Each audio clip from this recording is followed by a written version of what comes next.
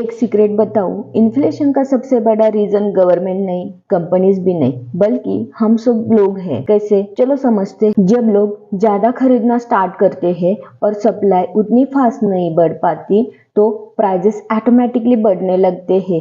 इसी सिचुएशन को कहते हैं डिमांड पुल इन्फ्लेशन। तो सबसे पहला रीजन होता है मार्केट में पैसा बढ़ना। मान लो आरबीआई इकोनॉमी में ज्यादा नोट सर्कुलेट करती है, या फिर गवर्नमेंट लोगों को सब्सिडी, सैलरी हाइक या फिर स्कीम के थ्रू ज्यादा पैसा दे दे, तो क्या होगा? सडनली लोगों के बैंक अकाउंट में कैश बढ़ जाएगा, और जब लोगों के पास एक्स्ट्रा पैसा आता है तो लोग उसे सेव नहीं करते, वो स्पेंड करना स्टार्ट कर देते हैं। कोई न्यू फोन खरीदता है, कोई न्यू कार या फिर कोई घर। मतलब मार्केट में डिमांड एकदम से बढ़ने लगती है, लेकिन फैक्ट्रीज इतनी जल्दी प्रोडक्शन तो नहीं बढ़ा पाती, इसलिए चीजें कम पड़ने लगती है। और जब चीजें कम हो जाती है और खरीदने वाले ज्यादा हो, तो शॉपकीपर क्या करता है? प्राइसेस बढ़ा देते हैं, और इसी प्रोसेस को कहते हैं डिमांड पुल इन्फ्लेशन। अब सेकेंड रीजन समझो, डिस्पोजेबल इनकम बढ़ाना।